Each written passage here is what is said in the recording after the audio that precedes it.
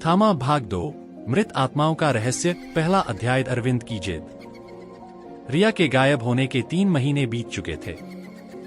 उसकी मौत या गुमशुदगी की कोई खबर नहीं मिली, पर उसका भाई अरविंद, जो मुंबई में एक जर्नलिस्ट था, सच जानना चाहता था। रिया का कैमरा देखकर उसने फैसला किया। भूतों के किस्से पसंद हैं? राम कुमार चैनल को अभी सब्सक्राइब करें। नई और डरावनी कहानियों के लिए घंटी दबाना न भूलें। राम कुमार, जहां डर का नया पता है। धन्यवाद। अगर मेरी बहन अब नहीं लौटी तो मैं थामा हवेली से उसे वापस लाऊंगा। गांव वाले डर से बोले। बाबूजी, रिया और नंदू को उसी ने ले लिया। हवेली अब किसी को नहीं छोड़ती। लेकिन अरविंद ने रात का इंतजार किया और अमावस्या को हवेली की ओर चल पड़ा। दूसरा अध्याय। रतन का कमरा। हवेली में दाखिल होते ही उसे सड़ीगली खुशबू महसूस हुई। दीवारों पर झूलती तस्वीरें अब फटी हुई थीं, जैसे किसी ने नाखूनों से नोच डाली हो। अरविंद ने एक पुरानी डायरी पाई। उस पर लिखा था, रतन ठाकुर। डायरी में लिखा था, मेरी मौत आग में नहीं हुई। पिताजी ने मुझे जिंदा जलाया क्योंकि मैंने एक गरीब नौकर से प्यार किया था। मैं अब इस हवेली की मालकिन नहीं, इसका श्राप बन चुकी हूं। अरविंद ने पन्ने पलटे। आखिरी लाइन जली हुई थी, पर कुछ शब्द दिख रहे थे। जब कोई मेरी कहानी पूरी करेगा, मैं मुक्त हो जाऊंगी। तीसरा अध्याय। आत्माओं का सामना। अचानक ठंडी हवा चली और पीछे से आवाज आई, तू मेरी कहानी पढ़ चुका है, अब अधूरी मत छोड़। अरविंद ने देखा, सामने रतन की आत्मा थी, लेकिन उसके पीछे रिया भी खड़ी थी। चेहरा पीला, आंखें खोखली।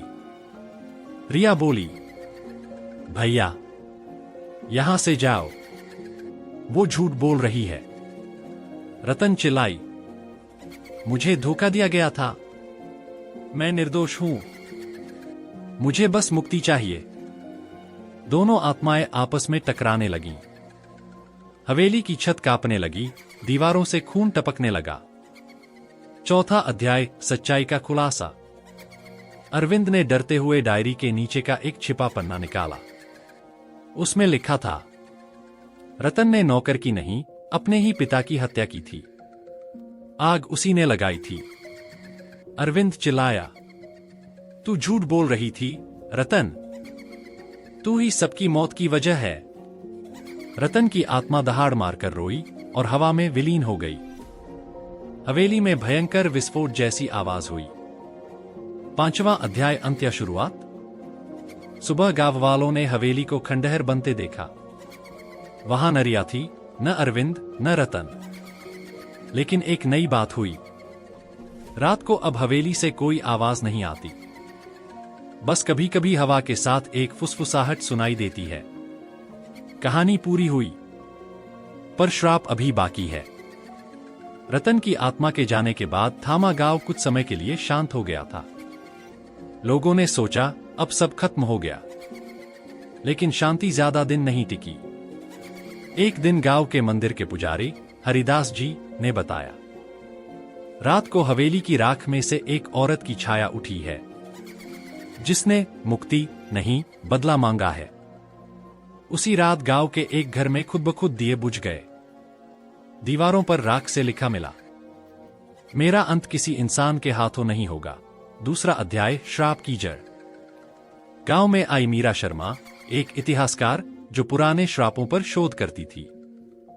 वह थामा की कहानी से प्रभावित होकर आई थी।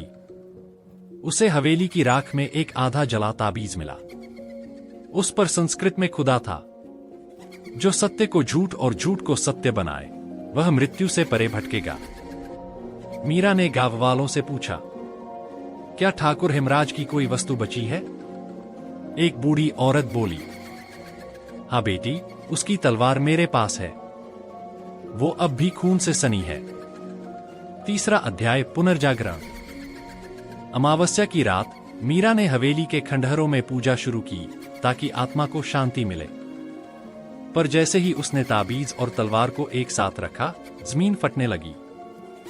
राख से एक आकृति उभरी, रतन की आत्मा, मगर अब वह पहले जैसी नहीं थी। उसके चेहरे पर विकृत मुस्कान थी, आंखें आग जैसी लाल। वह बोली, तू सोचती है तू मुझे मुक्त करेगी? मुझे तो बार बार जीने का श्राप मिला है।